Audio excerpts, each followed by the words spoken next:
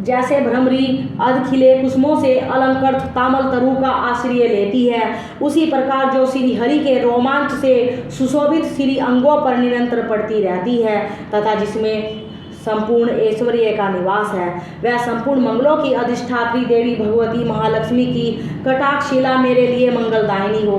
जैसे भ्रमरी महान कमल दल पर आती जाती या मंडराती रहती है, उसी प्रकार जो मूढ़ शत्रु श्री हरि के मुखारविंद की ओर बारंबार प्रेम पूर्वक जाती और लज्जा के कारण लौट आती है, वह समुद्र कन्या लक्ष्मी की मनोहर मुग्ध दृष्टि माला मुझे धन प्रदान करे।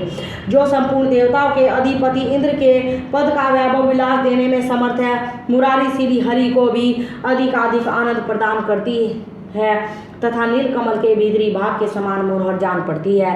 वह लक्ष्मी जी के अधखुले नयनों की दृष्टि क्षण भर के लिए मुझ पर भी थोड़ी सी अवश्य पड़े। शेष साई भगवान विष्णु की धर्म पत्नी श्री लक्ष्मी जी का नेत्र हमें अवश्य ऐश्वर्य धन प्रदान करने वाला हो, जिसकी पुत्री तथा बैरंगिया अनक के वशीभूत प्रेम परवश अधखुले किंतु साथ ही निर्मिनेश नयनों से देखने वाले आनंद कंद श्री मुकुंद को अपने निकट पाकर कुछ तिरछी हो जाती है। जो भगवान मधुसूदन के कौस्तुभमणि मंडित वक्त स्थल में इंद्र नीलमयी हारावली सी सुशोभित होती है तथा उनके भी मन में काम प्रेम का संचार करने वाली है, वह कमल कुंजवासिनी कमला की कटाक्ष धारा मेरा कल्याण करे।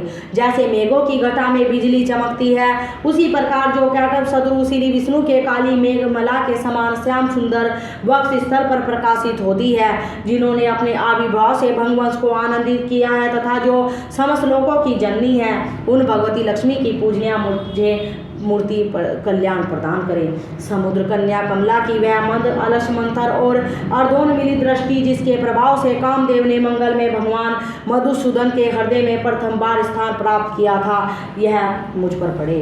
भगवान नारायण की प्रेसी लक्ष्मी का नेत्र रूपी मेघ दया रूपी अनुकूल पवन से प्रेरित हो दुष्कर्मी रूपी घाम को चिरकाल के लिए दूर तक हटाकर विषाद में पड़े हुए मुझ दीन रूपी चातक पोत पर धन रूपी जलधारा की वृष्टि अवश्य करे।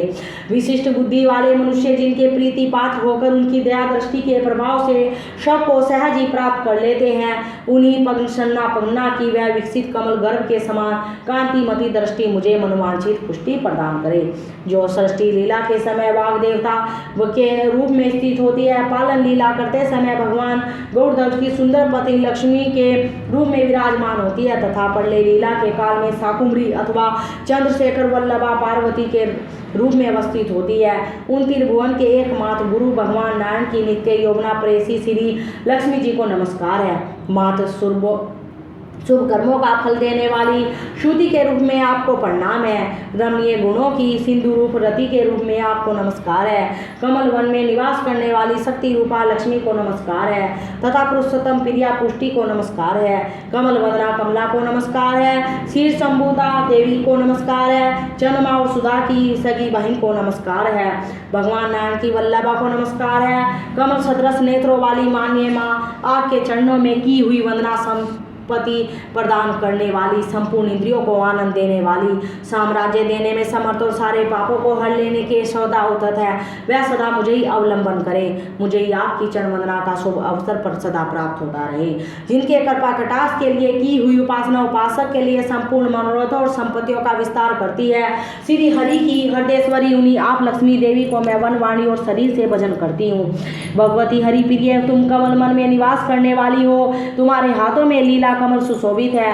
तुम अत्यंत उज्ज्वल वस्त्र गंध और माला आदि शोभा पा रही हो। तुम्हारी झांकी बड़ी मनोरम है। त्रिभुवन का ऐश्वर्य प्रदान करने वाली देवी, मुझ पर प्रसन्न हो जाओ। दिग्गजों द्वारा स्वर्ण कलश के मुख से गिराए गए आकाश गंगा के निर्मल एवं मनोहर जल से जिनके श्री अंगों का अभिषेक स्नान कार्य संपादित होता है, संपूर्ण लोकों के अधीश्वर भगवान विष्णु की गृहिणी और क्षीर सागर की पुत्री उन जगन जननी लक्ष्मी को मैं प्रातःकाल प्रणाम करती हूँ।